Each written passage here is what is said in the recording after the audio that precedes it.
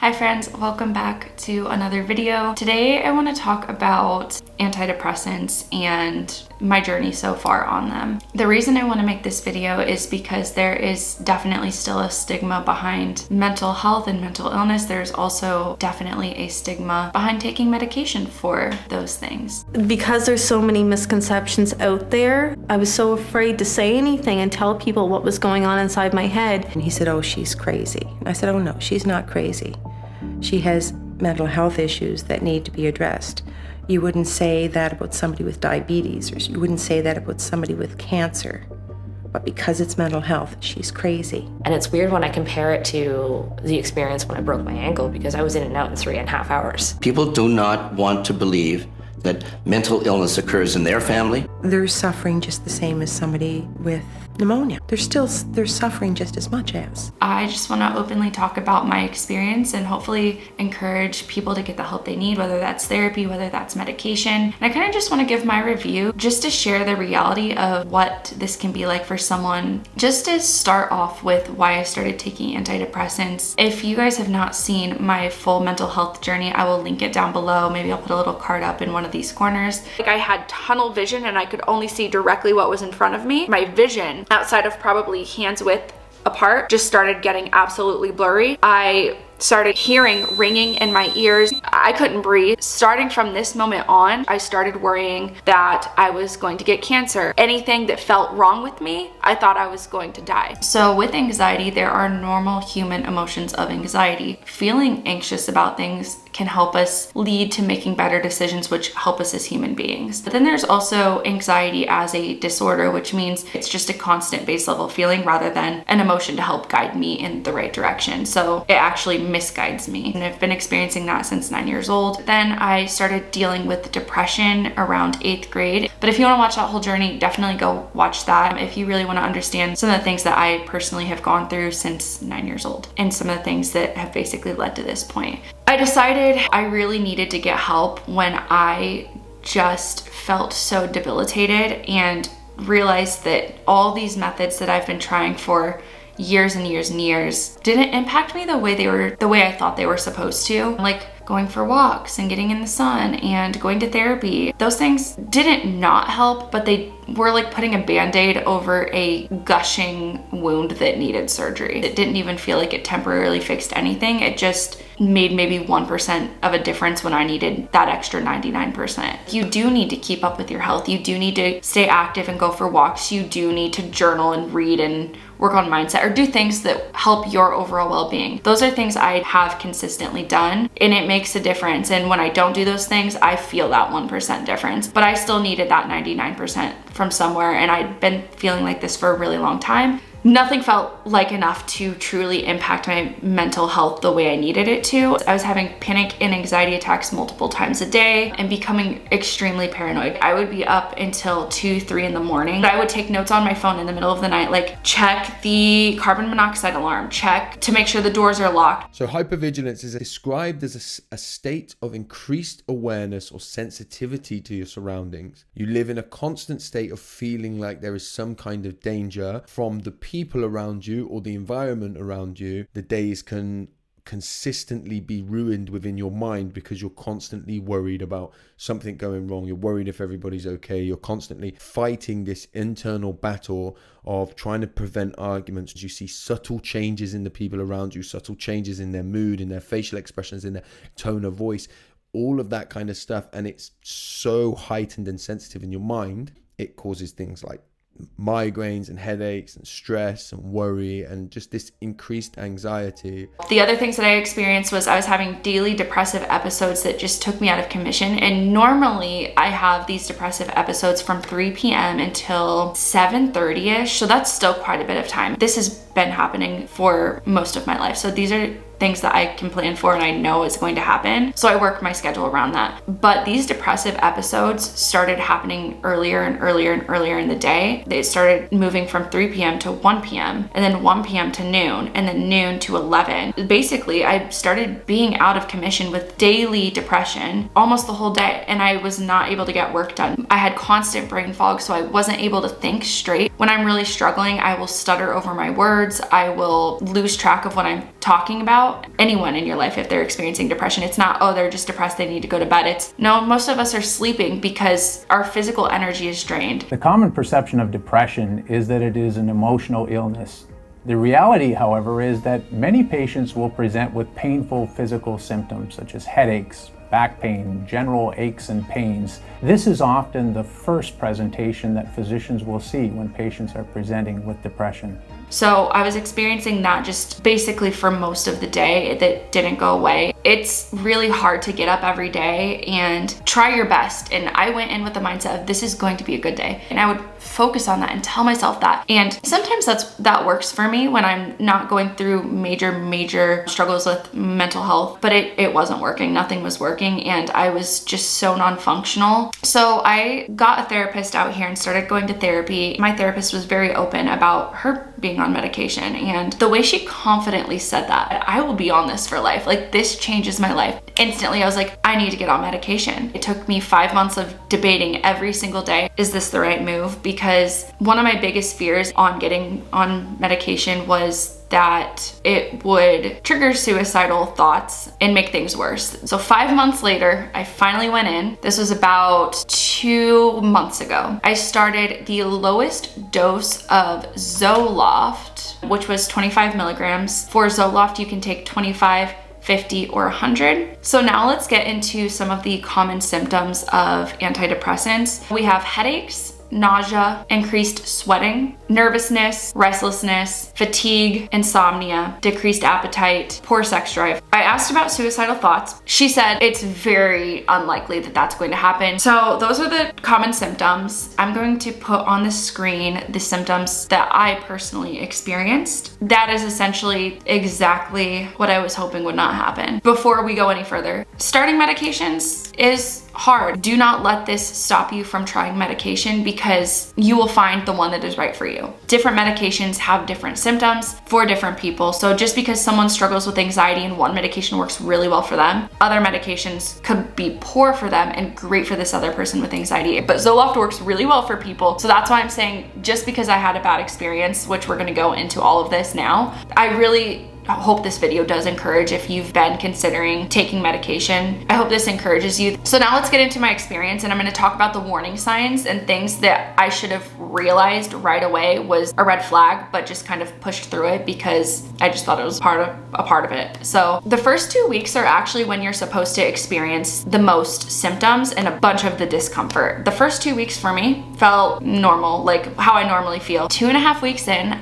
I, for 4 days, experienced what I think a normal human without mental illness experiences. So I felt like a normal human being should. My anxiety and depression were still there, so it didn't completely eliminate it, but for the first time in a really long time, I didn't need to take a depression nap for those 4 days. And I was like, my life is going to be forever changed. I was telling everyone, the anxiety almost fully went away, actually. It was really incredible. I had the physical energy. Like, I did not have to take my depression nap for those 4 days, and let me tell you, that is really something special. I've always needed a depression nap. Let's go ahead and go to week 3 through 5. So this is when the red flags start to happen for me. I went back to my normal of depression and anxiety, and it just seemed like the meds weren't working. And I was like, okay, maybe I just need a higher dose, maybe different meds, but I was thinking, not really a big deal, because I knew going into this that this may be a process, because it's very rare to just go straight into medication and find the one that works for you. For the people who do, that's incredible, but most people do not have that experience. So my sleep, basically for all of my life, I've had really bad and inconsistent sleep. I struggle with insomnia, and that's just that's because of anxiety.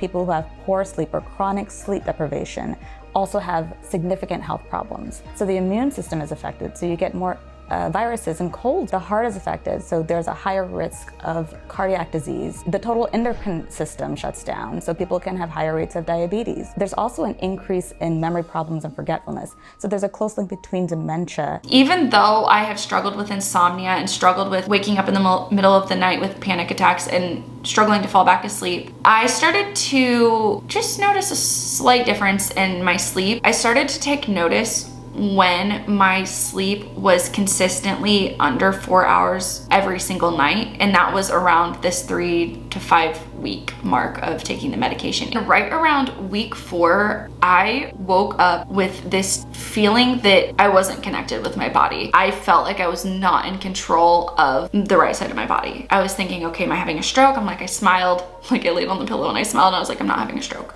You're fine, you're not having a stroke. And then I was like, okay, well, is there something going on in my brain that's causing this? Actually, I'm waiting to see a neurologist. So just to make sure, because I have had spinal issues, immediately I knew that I was experiencing depersonalization. The next morning, I started to really panic because I just felt so disconnected to my body. I remember looking at my hands and not feeling like they were my own hands.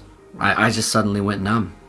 The longer time went, the more my anxiety got worse, the more I was freaking out, the tighter my chest got, the more hopeless I felt, the worse I was handling it. So this ended up happening for 3 days straight. This was one of the most terrifying experiences. I've experienced a little bit of depersonalization, but going through that, I realized I almost felt like what I had experienced in the past was absolutely nothing in comparison to what I experienced then.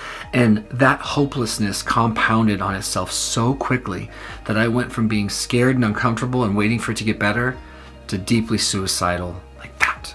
I didn't need to feel better in a month. I need to feel better now. You know how there's video games when you're in control, you have the remote control, right? Like, you know that that's you in the game, but that's not really you. Like, that's not actually you in the game, right? But you are in control. That's how I felt. It is weird, but like, I'll see my hands, they don't feel like mine. But I experienced all of those symptoms for 3 days straight and they never completely went away. So now with week 6, I actually scheduled an appointment to see my doctor again, just to see if we should up the dose. The night before I was supposed to go see her, I slept less than 2 hours and not consistent sleep within those 2 hours. And I was so freaking tired that I almost canceled the appointment because I felt like I couldn't even drive safely to the appointment because of how just exhausted I was. And also, let's talk about the day-to-day things. There's a higher risk of motor vehicle accidents when people don't get sleep, and higher risk of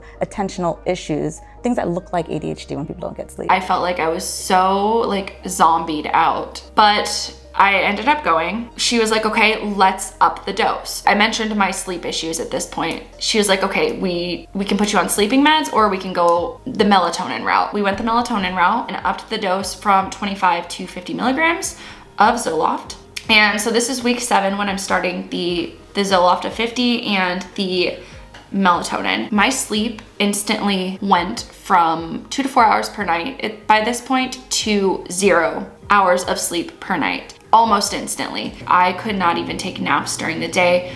I was tired. I gotta get better, right? Like, I have to fall asleep. And I just never did. So I had to cancel all of my clients because at this point, I felt like this would be fatal to me. In the spring, when we lose 1 hour of sleep, we see a 24% increase in heart attacks the following day. So what we know is that a lack of sleep will impact just about every major physiological system in your body and almost every operation of your mind. For example, if I were to take you and limit you to just 4 hours of sleep for one single night, there is almost a 70% drop in what we call natural killer cell activity, which are critical anti-cancer fighting immune cells. That's after one night of 4 hours of sleep. That's crazy. Secondly, if I were to short sleep you for just 1 week, your levels of testosterone would be that of someone 10 years your senior. Define short sleep. How many hours are we talking? So here we could be talking about 4 to 5 hours a night for 4 or 5 nights in a row. On Thursday, I remember specifically a Thursday of week 7, I told Brian, you need to stay home with me. I need something to change today. I cannot go another day feeling like this. Basically, we made what felt to me like an emergency, like it truly felt to me like an emergency appointment to see my doctor. And we got the appointment within a couple hours. I think the big red flag immediately when we upped the dose was that I went from 0 hours of sleep. That day, I should have reached out to the doctor. I let things drag out because I thought I was supposed to be experiencing these things. While things sometimes do suck a little bit more on the medications, you are not supposed to feel that bad, and most of the symptoms after the 7 to 8 weeks that I was on it, things start to get a lot better. I think even within 2 weeks for most people, those major symptoms go away. Things should be noticeably better, and for me, things were getting noticeably worse and very fast with that increase in medication. The question is, how do you know when you're 25% better or not? Well, the only way to do that is to measure it. And so there are a lot of self-report scales that patients can use. One of the easiest ones to use is called the quiz. And if you score yourself regularly, you can tell whether your depression is getting better or not. There are red flags, there are signs. Communication with your doctors is very, very important. So with that appointment, we switched me over from 50 milligrams of Zoloft to 10 milligrams of Lexapro. With Lexapro, the dosage is different than with the Zoloft. She also put me on sleeping meds, and at this time I was just like, yes, I do need them. Week 8 technically is when this all started to change. I'm on 10 milligrams of Lexapro, which is the middle dosage for Lexapro. I think it goes 5, 10, 20 for Lexapro. It's a little bit different than the Zoloft. Now I can actually go into what I'm experiencing with Lexapro. I'm still on the sleeping meds and I'm still taking the Lexapro. We're going into 3 weeks now. So that was my experience on Zoloft. Now you can look up videos of other people on Zoloft and their experience is absolutely incredible. I was extremely encouraged watching those videos. I wish I would have taken my antidepressants sooner. I wish I would have started the process sooner. And I noticed a difference right away, and so did my boyfriend. I was like, hey, have you noticed any difference? And he was like, yes. And I really love this feeling of just stability that I have. You know, I'm so used to being like this and being sad or really happy or really angry about everything. And I still get sad, you know, I still cry when it's appropriate, and I still get angry about a lot of things. And I'm still very happy. I'm actually more happy than I was prior to meds. I wish I had discovered medication before. I think that this would have saved me years of suffering, of unnecessary suffering. It's been so nice. It's just so nice to like feel like I have so much more control over